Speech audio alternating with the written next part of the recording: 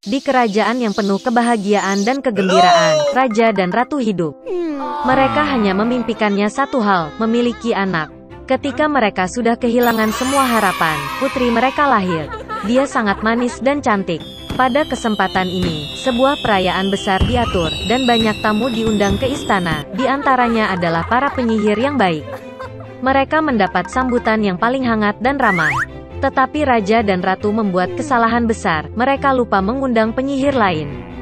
Dia tidak meninggalkan menaranya selama bertahun-tahun, dan semua orang mengira dia sudah lama meninggal. Ketika saatnya tiba untuk memberikan hadiah kepada sang putri, para peri dengan murah hati menghadiahinya dengan kecantikan, hati yang baik, kecerdasan, suara yang indah, kemampuan menari dan memainkan berbagai alat musik. Ketika giliran penyihir terakhir tiba, tiba-tiba peri jahat memasuki aula, yang mereka lupa undang ke liburan. Peralatan makan segera dibawakan untuknya, tetapi dia merasa bahwa dia tidak diterima dengan hormat sebagaimana mestinya. Menarik piala dan piring darinya, dia menggumamkan mantra. Penyihir itu berharap pada hari ulang tahunnya yang ke-16, sang putri menusuk tangannya dengan spindle, dan karenanya dia mati. Ratu menangis dengan sedih atas keinginan penyihir jahat itu, dan raja memerintahkan untuk menangkap penyihir itu. Tapi dia sudah menghilang dengan tawa yang tidak menyenangkan. Untungnya, peri terakhir belum sempat mengucapkan keinginannya kepada sang putri. Dia tidak bisa membatalkan mantranya, tetapi berjanji bahwa gadis itu tidak akan mati, tetapi hanya akan tertidur lelap sampai dia dibangunkan oleh ciuman cinta. Raja segera memerintahkan penghancuran semua gelendong di kerajaan. Dan kemudian tibalah hari ulang tahun ke-16 sang putri, hari yang dibicarakan oleh peri jahat. Sang putri tumbuh menjadi gadis yang cantik dan baik hati. Raja memerintahkan 3 penyihir untuk menjaganya. Peri menjaganya seperti biji mata mereka. Pada hari ini, raja dan ratu mengunci gadis itu di sebuah ruangan untuk mencegah kejadian buruk. Tapi sang putri tidak mau dikurung. Tiba-tiba, sebuah pintu muncul di dinding kamarnya, yang belum pernah dilihat gadis itu. Dia mendengar suara aneh di luar pintu.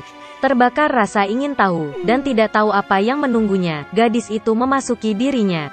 Pintu menuju ke sebuah ruangan gelap di mana seorang wanita sedang duduk dengan punggung menghadap putri. Dia berputar.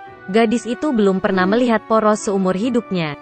Dia menjadi penasaran. Sang putri pergi ke poros, menyentuhnya, menusuk jarinya dan tertidur lelap. Dan wanita itu ternyata adalah peri jahat yang sangat senang karena mantranya menjadi kenyataan. Sekarang semua orang memanggil putri tidur cantik. Setelah mengetahui kemalangan tersebut, penyihir yang baik hati memutuskan untuk menidurkan raja dan ratu serta seluruh kerajaan sampai gadis itu terbangun. Segera, semak-semak yang tidak bisa ditembus dan semak berduri tumbuh di sekitar kastil sehingga tidak ada yang bisa melewati semak-semak seperti itu. 100 tahun kemudian, seorang pangeran tampan dari kerajaan lain pergi berburu. Melihat dari jauh menara kastil yang ditinggalkan, dia teringat cerita lama tentang putri tidur yang diceritakan oleh orang tuanya. Dan pangeran memutuskan untuk masuk. Dia berjuang untuk melewati semak-semak yang tidak bisa ditembus dan semak berduri.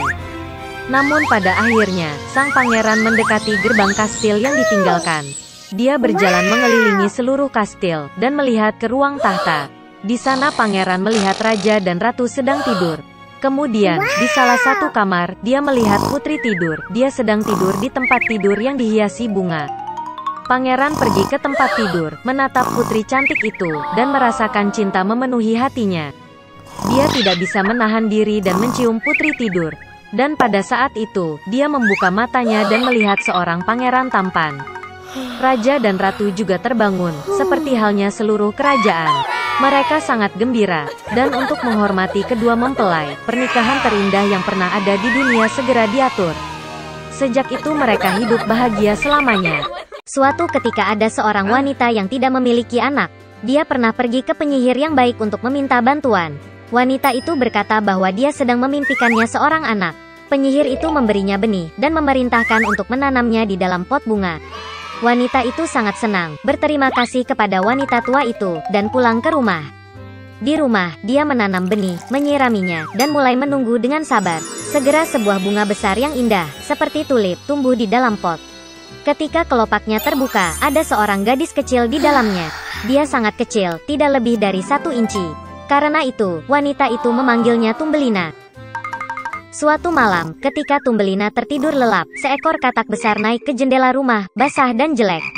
Dia meraih gadis yang sedang tidur dan bergegas ke rawa-rawanya. Kodok itu memutuskan untuk menikahkan putranya yang jelek dengan Tumbelina yang cantik. Dia menanamnya di tengah sungai di atas daun lili yang lebar agar gadis itu tidak melarikan diri. Pagi harinya Tumbelina bangun dan menyadari bahwa dia tidak ada di rumah, tetapi di sekitarnya ada air. Ketika gadis itu menyadari betapa nasib buruk menunggunya, dia menangis dengan sedihnya. Saat ini, ikan-ikan kecil berenang lewat. Mereka merasa kasihan pada Tumbelina. Mereka menggerogoti batang bunga bakung, dan daun itu berenang bersama gadis itu. Seekor kumbang besar terbang melewatinya. Melihat seorang gadis cantik, dia meraih dan membawanya ke pohon, di mana dia memperkenalkannya kepada teman-temannya. Mereka semua iri pada kecantikannya, tetapi mengatakan bahwa Tumbelina sangat jelek dan tidak bisa bersama mereka. Di bawah tekanan dari teman, kumbang juga memutuskan bahwa dia jelek, membiarkan gadis itu turun ke tanah dan mengucapkan selamat tinggal. Sepanjang musim panas Tumbelina tinggal sendirian di hutan. Dia membuat buayan untuk dirinya sendiri dari rumput dan dedaunan.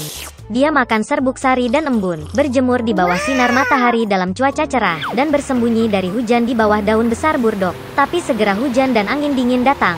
Tumbelina tidak memiliki pakaian musim dingin, dan dia mulai membeku. Gadis itu menderita kelaparan dan kedinginan. Dan suatu hari dia dilindungi oleh seekor tikus sawah. Mereka hidup bersama dengan gemilang. Gadis itu membantu tikus dengan pekerjaan rumah, menceritakan dongengnya, dan sebagai gantinya menerima tempat tinggal dan makanan yang hangat. Tikus sawah memiliki tetangga, tahi lalat kaya yang buta, yang melakukan ini dengan menghitung kekayaannya sepanjang waktu. Meski buta, tahi lalat itu menyadari bahwa Tumbelina sangat imut dan menawarkan untuk menikahinya. Tapi gadis itu sama sekali tidak senang dengan ini. Dia tidak suka tahi lalat yang membosankan. Suatu kali, saat berjalan di sepanjang lorong bawah tanah, Tumbelina melihat seekor burung layang-layang yang terluka, yang hampir mati karena kedinginan.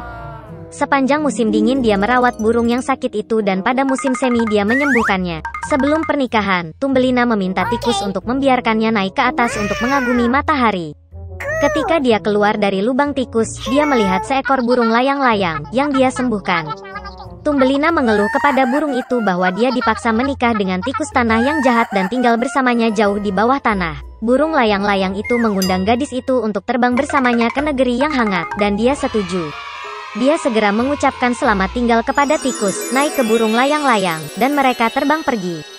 Suatu ketika di negara yang indah, Tumbelina melihat padang rumput yang luas dengan bunga-bunga indah. Dia memilih bunga terindah untuk ditinggali. Tiba-tiba, dia melihat di bunga itu pria kecil yang sama seperti dia, hanya bersayap. Itu adalah raja para elf. Dan peri tinggal di setiap bunga. Peri cantik belum pernah melihat gadis sekecil dirinya, dan bahkan begitu cantik. Dia segera jatuh cinta pada Tumbelina, dan mengundangnya untuk menjadi istrinya, Ratu Elf dan Ratu Bunga. Setelah semua petualangannya, gadis itu senang mendengar tawaran seperti itu dari pangeran yang menawan. Dia dengan senang hati setuju. Peri itu meraih tangan Tumbelina, dan pada saat yang sama dua sayap muncul di belakangnya. Sekarang dia telah menjadi Ratu Elf. Dan sejak itu mereka hidup bahagia selamanya.